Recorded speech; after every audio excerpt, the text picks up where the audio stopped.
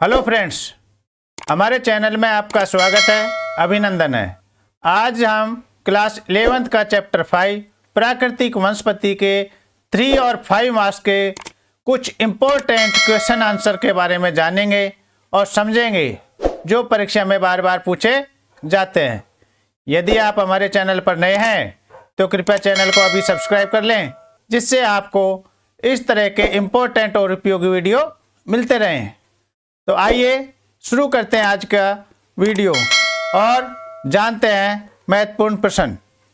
सबसे पहले आपके सामने क्वेश्चन है कि जीवमंडल निचय किसे कहते हैं, या जीवमंडल निचय को परिभाषित कीजिए और जीवमंडल निचय के प्रमुख उद्देश्य कौन कौन से हैं। तो जीवमंडल निचय विशेष प्रकार के भौतिक एवं तटीय पारिस्थितिकी तंत्र हैं, जिन्हें यूनेस्को ने मानव और जीवमंडल प्रोग्राम के अंतर्गत मान्यता दी है।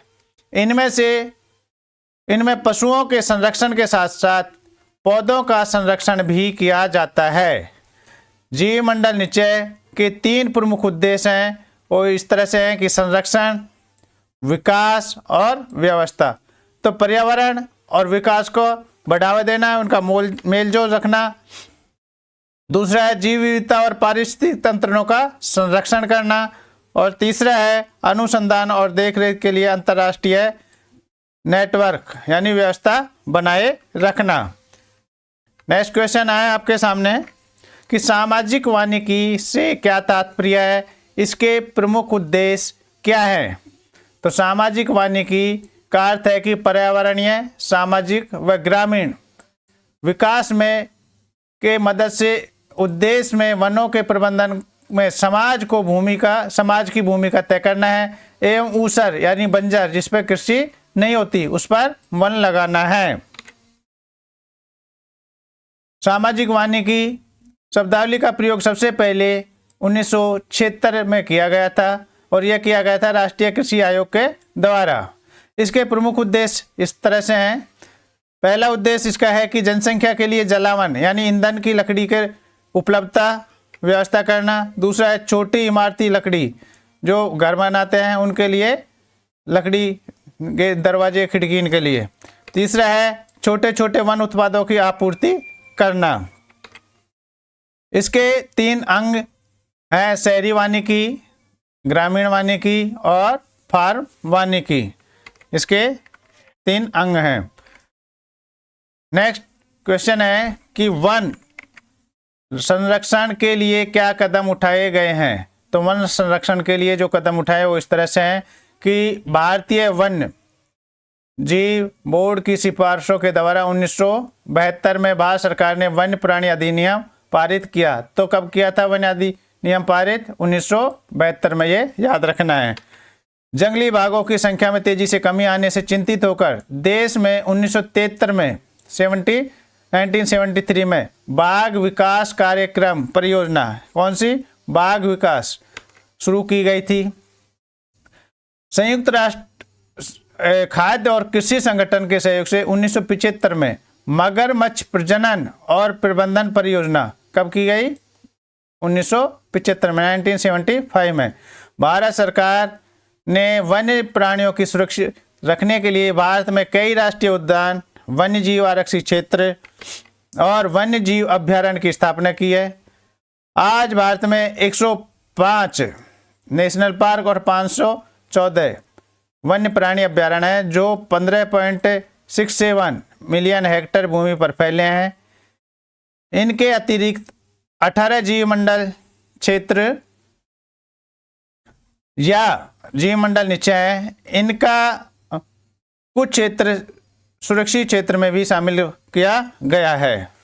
नेक्स्ट क्वेश्चन है कि उष्ण कटिबंधीय पर्णपाती वनों पर संक्षिप्त में बताना है। इनके बारे में आपको बताना है कि ये है क्या। तो उष्ण कटिबंधीय पर्णपात ये वन है जो 100 सेंटीमीटर से 200 सेंटीमीटर वार्षिक वर्षा वाले क्षेत्रों में पाए जाते हैं। इन वनों का विस्तार गंगा के मध्य एवं निचली घाटी के विस्तार में, गंगा की मध्य एवं निचली घाटी अर्थात बाबर और तराई वाले प्रदेश हैं, उनमें पूर्वी मध्य प्रदेश, छत्तीसगढ़, का उत्तरी भाग, झारखंड, पश्चिमी बंगाल, उड़ीसा, आंध्र प्रदेश, महाराष्ट्र, कर्नाटक, तमिलनाडु तथा केरल के कुछ भागों में मिलता है। कुछ पेड़ जैसे साल, सागवान, चंदन, आम आदि हैं। ये पेड़ गर्मी की मौसम में यानी ग्रीष्म ऋतु में अपने पत्ते गिरा देते हैं, इसलिए इन्हें पतझड़ वन के नाम से भी जाना जाता है या कहा जाता है। इनकी ऊंचाई 30 से 45 मीटर तक होती है। ये इमारती लकड़ी प्रदान करते हैं, जिनसे इनका आर्थिक महत्व अधिक है। ये वन हमारे 25% वन क्षेत्र में फैले हुए हैं। अगला प्रश्न है 5वां कि राष्ट्रीय उद्यान एवं अभ्यारण्य में क्या अंतर है। देखने में ये समान लगते हैं लेकिन इनमें फर्क जानते हैं। तो राष्ट्रीय उद्यान राष्ट्र की दृष्टि से राष्ट्रीय उद्यान का उच्च स्तर प्रदान किया जाता है। इसकी सीमा में पशुचारण की मनाही है। किसमें? राष्ट्रीय उद्यानों में पशुओं को नहीं चराया जा सकता है। इसकी सीमा में किसी भी व्यक्ति की भूमि का अधिकार नहीं मिलता है। जबकि अभ्यारण्य है, इनमें कम सुरक्षा का प्रावधान होता है। किसकी अपेक्षा? राष्ट्रीय उद्यान की अपेक्षा। इनमें वन्य जीवों की सुरक्षा के लिए गतिविधियों की अनुमति होती है। इसमें किसी अच्छे कार्य के लिए भूमि का उपयोग हो सकता है। नेक्स्ट क्वेश्चन आपके सामने, सदाबहार या सदाहरित भी कह सकते हैं इनको, वन एवं पर्णपाती वनों के मुख्य वृक्षों के वितरण क्षेत्रों के बारे में बताना है संक्षेप में। तो सदाहरित या सदाबहार वन है, ये वनस्पति 200 सेंटीमीटर से अधिक वर्षा वाले क्षेत्रों में सह्याद्री क्षेत्रों के पवनामुखी डालों पर असम, अरुणाचल प्रदेश, नागालैंड, मणिपुर, मिजोरम, त्रिपुरा और अंडमान निकोबार द्वीप समूह में पाई जाती है। ऐसे कहने का मतलब यह है कि ये वनस्पति 200 सेंटीमीटर से अधिक वर्षा वाले क्षेत्र होते हैं उनमें पाई जाती है। और इसके जो मुख्य वृक्ष हैं वो हैं महोगनी, गर्जन, बांस और ताड़। ये इनके मुख्य वृक्ष हैं। ये सदा हरे भरे रहते हैं और बहुत ही गहरे होते हैं, सघन होते हैं। इनकी ऊंचाई 35 से लेकर के 50 मीटर तक हो सकती है। वृक्षों की लकड़ी काफ़ी कठोर होती है। अब हम बात करते हैं पर्णपाती वन। यहाँ ये वन है जो 100 सेंटीमीटर से लेकर 200 सेंटीमीटर वाले वर्षा क्षेत्रों में पाए जाते हैं। ये सह्याद्री के पूर्वी ढाल, प्रायद्वीप के उत्तरी पठार, हिमालय की तलहटी के भाबर और तराई तथा उत्तरी पूर्वी भारत में पाए जाते हैं।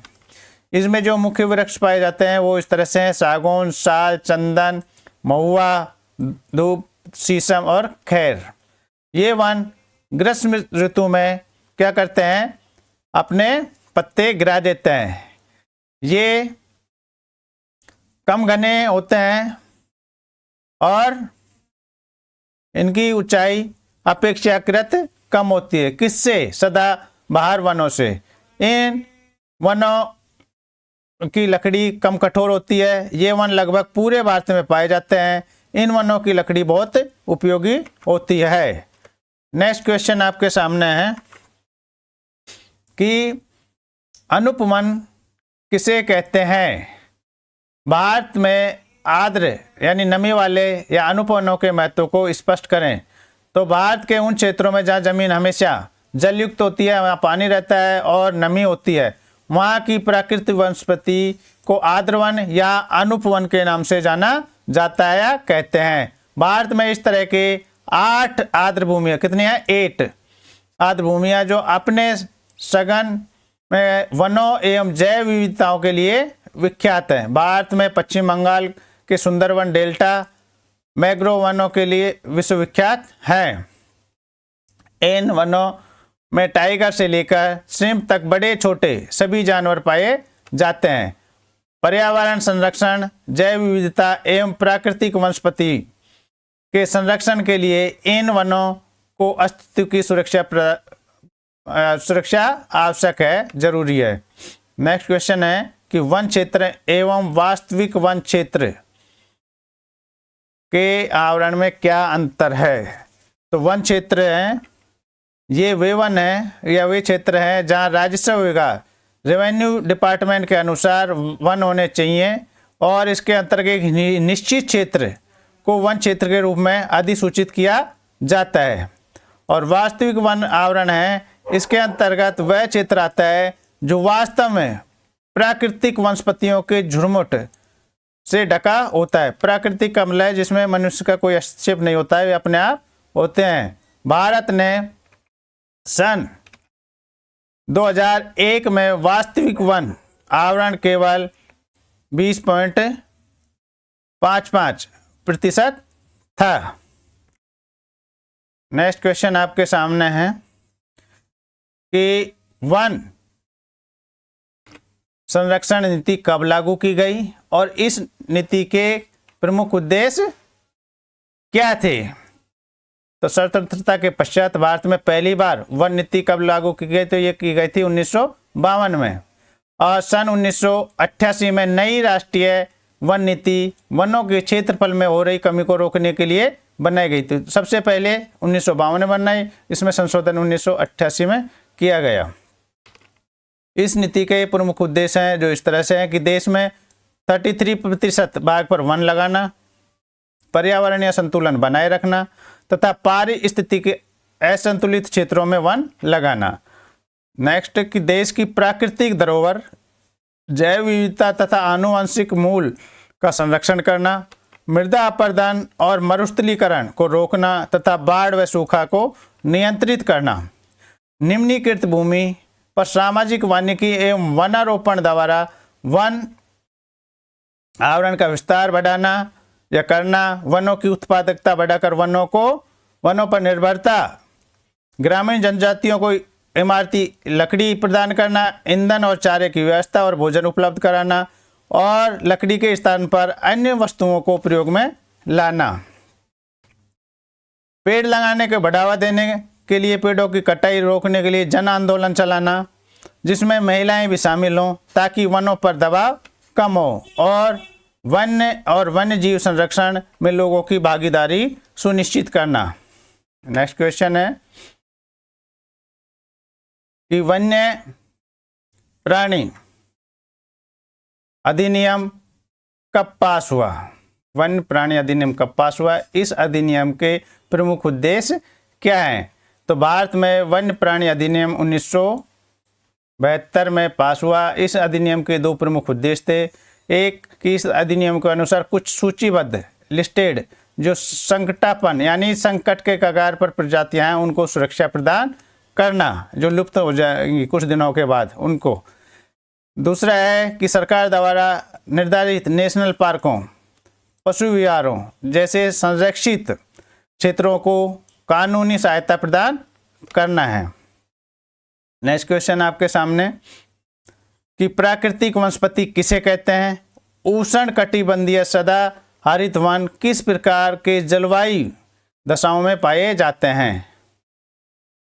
तो प्राकृतिक वनस्पति में वे पौधे सम्मिलित किए जाते हैं जो मानव की प्रत्यक्ष या परोक्ष, प्रत्यक्ष मतलब सीधे और परोक्ष माने जाने अनजाने में सहायता के बिना उगते हैं, और वे अपने आकार, संरचना तथा अपनी आवश्यकताओं को प्राकृतिक पर्यावरण के अनुसार ढाल लेते हैं। उष्ण कटिबंधीय सदापर्णी यानी सदा हरित वर्ण है, वो आर्द्र तथा उष्ण भागों में मिलते हैं। इन क्षेत्रों में औसत वार्षिक वर्षा होती है वो 200 सेंटीमीटर से अधिक होती है, और सापेक्ष आर्द्रता 70% से अधिक होती है। औसत तापमान 24 डिग्री सेल्सियस होता है। ये वन भारत के पश्चिमी घाट, उत्तर पूर्वी पहाड़ियों एवं अंडमान व निकोबार द्वीप समूह में पाए जाते हैं। Next question. इस तरह से आशा है कि आज का वीडियो आपको पसंद आएगा और ये प्रश्न उत्तर आपके लिए बहुत ही उपयोगी सिद्ध होंगे। यदि आपने अभी तक चैनल को सब्सक्राइब नहीं किया है तो कृपया सब्सक्राइब कर लें वीडियो को लाइक करें और बेल आइकॉन के बटन को दबाएं, जिससे आपको इस तरह के और महत्वपूर्ण वीडियो मिलते रहें। मैं आपके उज्जवल भविष्य की कामना करता हूं। Thank you for watching my video. Have a nice day.